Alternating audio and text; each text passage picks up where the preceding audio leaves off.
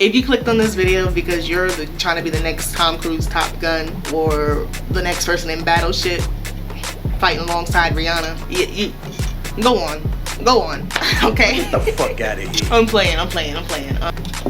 I can only be real based on what I experienced. I'm not gonna give you the fluff, and I hope that when you clicked on this video, you did not expect me to cater to your fantasies about the military, because it's not a fantasy. It's not.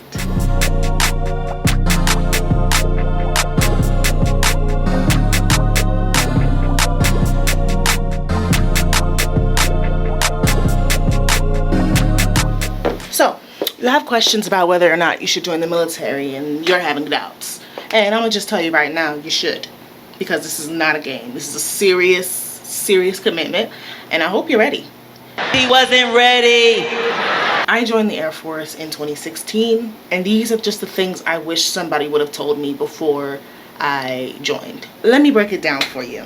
I'm gonna give you 7 things you need to know before you go in that office at the recruiter's place. You sign those papers and you go to MEPS and you join boot camp, and then here you are in the real life Air Force or Army or Navy, and you're regretting your decision. So I have a little bit of knowledge about each branch, but I will probably be focusing on the Air Force. Keep watching though if you're not interested in the Air Force, just because some of this may apply more than you think. Be prepared to be poor. The military does not pay well.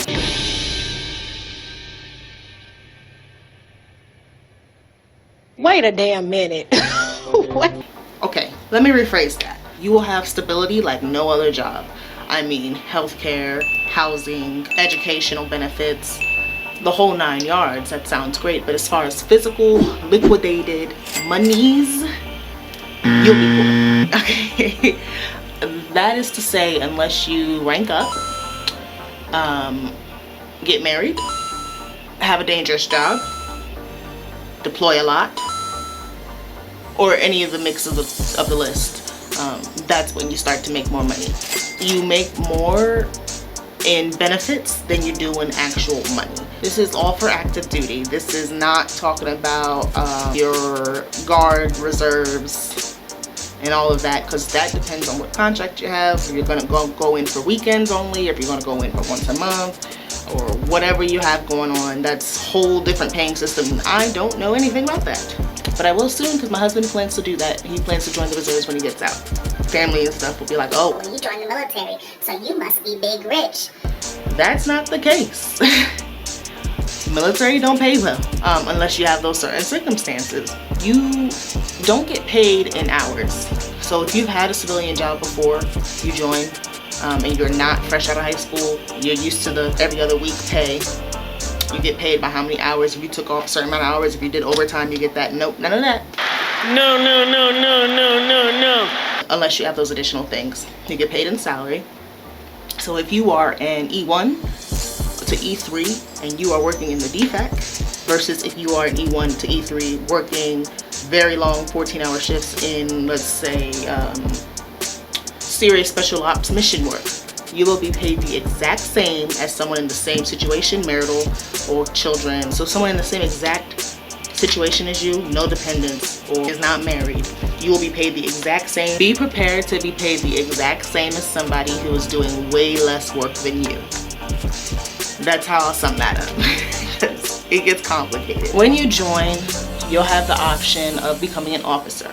So you could just go straight in and start from enlisted and work your way up to the higher enlisted and become like a master sergeant, chief. But you can also join straight away as an officer, lower ranking officer. So first and second lieutenants, butter bars, and you go up to the leafs and you become like captains and generals. You become an officer when you join normally when you have a lot of college credits, by going to either the ROTC route or the Air Force Academy route. That's for the Air Force. I'm not sure if it's the same way with other branches, but I know it has to do with the amount of college credits and schooling you went through before you actually enlisted. Look into that. Rank is the best way, the safest way, the least sneaky way to gain a lot of money while you're joined in active duty. What happens is a lot of people will find a way to finesse the system. So they'll have children, or they test early when they're not probably prepared to and try to rank up, or they get married. My next tip, I don't want to say don't get married, because I actually met my husband in the military. We were together 2 years before we got married. When we got married a month ago, I was already out of the military, and he's actually on his way out, like very, very soon. So we didn't get married just for the benefits. Don't think it wasn't on our mind though. I mean, the extra money is nice. But that is not why we got married, because we understand that marriage is a serious, serious thing, and you can't just do it for the money. That is actually why the divorce rate in the military is like triple the divorce rate in the civilian world, because that's all people get married for. They get married to strangers, they get married to their friends, they want the extra money. They know if you become a dependent, you get paid a little more. Or if you go get deployed while you're married, you'll get family separation pay on top of your basic pay. So that's the main reason people get married. A lot of these young airmen and young seamen and soldiers are getting married just because the military is not paying them enough, at least not in physical money. So don't do that. Find the love of your life, take your time, get to know each other. Now, I'm not saying there's a time limit on love. I hate when people say, oh, well, you shouldn't get married until 5 years from now. I hate that, because every person's relationship is different. Love is not a standard. But if you know that that is probably the only reason you were going to marry this person, how about this? If you know that if you were not in the military and that was not a reason you would not marry that person, then don't do it. Tip 3, BMT was not that bad. You see all of these movie depictions of BMT, boot camp. In the Air Force, it's not even called boot camp anymore. It's called basic military training, because it really is just basic. Now, I will say, the Air Force is probably the shortest amount of time for basic. So you'll have 8 weeks. It's a total of 2 months. I know the Navy and Army and Marines, they are much longer as far as the time. You should think about what your aptitude is. So I know for the Air Force, we didn't focus as much on the physicalities as we did on like the book work and the tests in the knowledge that we had and gained. We had a BMTSG. We studied that for most of the day in like a class in BMT. I mean, we spent time marching and we did our morning workouts. We got up at the crack of butt dawn. We got up at butt dawn. And we went out and ran and all that too. I remember more time in the classroom during BMT than actually working out and running and marching and stuff. And I went in the middle of summer, so I do remember we had to march. If we could get out early before it got too hot and run, we did. My sister told me for the Navy that they were a lot more aggressive as far as what they could say and what they could yell at you. They would like actually cuss you out and make you feel bad about yourself. As far as the leaders and the trainers there at her BMT. My BMT, they weren't even allowed to cuss at you. I almost laughed every time someone got in my face, because they would, what the piss? They wouldn't say the F word or anything like that, because they couldn't. They were not allowed to cuss at us anymore. Anyway, the grandfather veteran that you have in your family, they'll probably tell you a whole different story. But as far as 2016 BMT and probably forward, cussing was not a thing in the Air Force. You could not. You had to replace the words or just not say it. So they would say, what the piss, or holy smokes, or something like that instead. So I would hear that when they got in my face, and I would have to try not to laugh, and then they would see me smirk and get even more mad, and I would laugh even more. It was horrible. It was so horrible. And I felt bad, because I know I'm supposed to be whipped into shape, but I'd find a little like facial, like the little twitch in their vein or something, and I just got him. And we were up mad late and getting ready to go into our dorm, and she's screaming like, What you, bro? What the heck? You tripping, you know what I'm bro? saying? She's a lighter woman and she's just ripped, and then she's got this huge and I remember thinking, what is this woman doing? I was not intimidated. I was just like, this woman needs to sit down somewhere. Just sit down somewhere, girl. I'm not about to be part of. BMT was not that bad. And I was never a real fit person. I could never make any sports teams in high school, and I just was relatively not overweight. And just pushed myself. We did the gas chamber, I remember that. But even that wasn't that bad. Well, the gas chamber depends on you, I think, because some people reacted really badly to it and some people kind of had to fake it. So it just depends on you, and even then it's a few seconds. They're not like forcing you closing the door in this tiny room like and you're dying. No, it's they drop the pill or whatever they use now. It's tear gas, and yeah, you start to cry, you start to cough. You will be okay. I promise. Remember, I had like congestion. I just had like a bunch of not feeling good, and that's really what was making me dread it. Was I was like, man, you know, and not even just because of boot camp. I'm from South Jersey, so I was doing BMT in Texas, and I wasn't used to the heat and the weather yet, so my body was just, you know. And I went through that gas chamber and was cleared right out, good to go. You're fine. You're fine. I do remember being scared of the entire experience itself, like not scared of one particular thing. But I do remember just being almost overwhelmed, like, holy crap, I'm doing this right now. It feels surreal. Yeah, that's the best way to subscribe it. That's how I felt. I wasn't scared or having trouble or whatever. I was emotional at one point, but not for any major fears or anything. I just was like, holy crap, like this is just a big step. If you want me to go more into my experience in BMT, I can make an entire other video on how BMT was. Just let me know, share, leave a like, comment down below, and I can give you stories for days about BMT. You're going to experience bullshit. In order to normalize the bullshit, the saying is, it's the nature of the beast. Miss me with that bullshit. They say that because it's kind of out of your control. There's a big Air Force, there's the DOD. You're gonna have to deal with it, because when they say you sign your life away, that's not a joke. That's serious. You must follow and obey and do, or there will be consequences. You could even go to jail if you don't follow instructions, or if you don't deal with the shit. In the military, the consequences are a lot greater. I can go for days on some of the bullshit I experienced. Actually, I can make a whole nother video on that too if you'd like. And especially me as a black woman in the military, I experienced some bullshit. The reason a lot of bullshit happens is because everything is rank based and there's favorites. And I don't want to generalize, because it does depend on your squadron, your unit, people you're with, your leadership.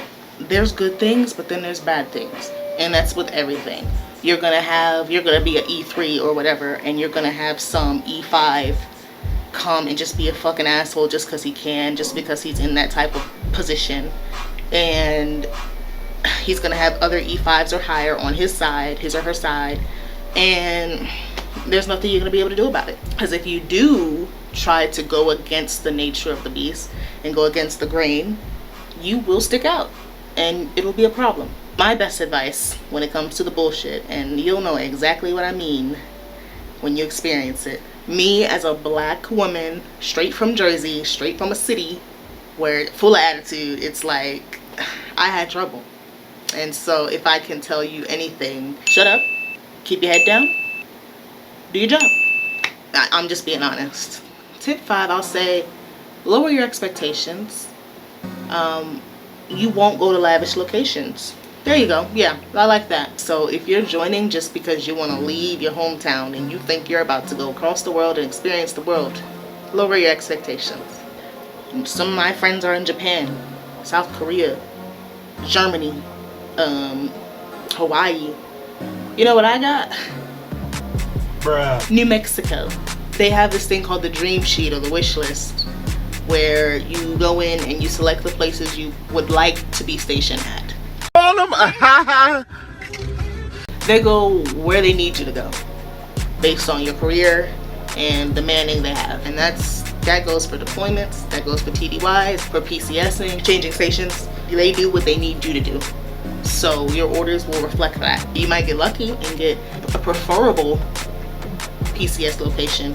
I don't want you to have high expectations, which could lead to your great disappointment. The military didn't let me travel. I traveled. I saved up, I budgeted, I bought the plane tickets, I bought my passport. And please don't think that you're gonna get a military passport for free and that's gonna be your ticket to go places, because it's not. A military passport and a civilian passport are two different things. Military passports are used for traveling for military related things. If you want to travel when you can, take leave, budget, do it. The Air Force does not equal pilot, just like how the Navy does not equal a Navy SEAL, or you're gonna be in a submarine or on a battleship or something. There are regular jobs all throughout every branch. In the Air Force, there are very minimal pilots. Like, I mean, there's a lot of pilots, but you'll have a lot more financial people, servers in the DFAC or the chow hall, administrative people. You'll have maintenance, security forces. In fact, you're more likely to get security forces and maintenance than become a pilot. Your ASVAB score, I forget what the actual acronym is for, but it's how they determine what career fields you'll be best in. The ASVAB tests your basic English, your basic math, maintenance skills. They'll ask you mechanical type questions, and they will ask you morality type questions to see how you are as a person, what you'll do in a certain situation, if you have integrity, if you're a decent human being. Based on your ASVAB is what you'll get, and they might give you a choice, and they might say, well, or they might say, look, this is what we got for you. I had this idea of, you would see like things like in the Avengers, and you would see like the Air Force side of things, you'd be like, oh, whoa, that's what I'll be doing, and like, it's so wrong. I actually did not like my job whatsoever. I did something cool, but I still didn't like it. Like, the world would consider my job cool, but I still, based on what I wanted and what I know I'm good at, my skills, I still was not pleased. Just because they give you that job does not mean that is the only job you must do for the rest of your life. There's options and opportunities to cross-train. You don't have to be in for 20 years. You can do your 4-year contract and get out. Speaking of 4 years, don't sign up for 6 years. When I first joined, they gave me the option of signing up for 6 years or 4 years, the regular 4-year contract, and that was just at the time with the incentive of getting an extra like $50,000 bonus pay. It wasn't just, here's $50,000. It was split up over the period of paychecks. So I didn't really see it. I saw a decrease later on, that's all. Oh, and the other incentive was ranking up earlier than the rest of my peers. So instead of going from E1 to E2 to E3, I could go from E1 to E3 right after tech school. That was cool, I guess, but still, like, you're gonna get to that point eventually anyway. And the difference, look up the pay differences between E1 and E3. It's only like $50 or something. It's really not that much unless you have dependents, and again, those circumstances, but it's really not that much. It's really not worth 2 years of your life. To me, it's better to have it and not need it than to need it and not have it. Use your options to the best of your ability, you know? Especially when you're not sure that what you're about to sign up for is actually for you. You might actually hate the military. You know, you might love your job, you might think it's perfect, you might love the place you're stationed at, you might love the family you created or the people you've met, or you might get the short end of the stick. You might get stuck in the desert somewhere. You might hate your job, you might hate your squadron, you might hate your base. But don't, for the money, give up 2 more years or an additional amount of years of your life because of whatever incentive, when you can literally just renew your contract. It's not worth it. There's no point. Just do your 4 years. Just do your 4 years. That's all I'm saying. And see how you feel at the end. I know I said I don't want to be general, and I don't want to just persuade you to yes or no, but I want you to make a decision based on your own opinion of what I'm saying. So I just want to give you some information about my experience, and then I want you to decide based off of that, and based off whatever other research you've done.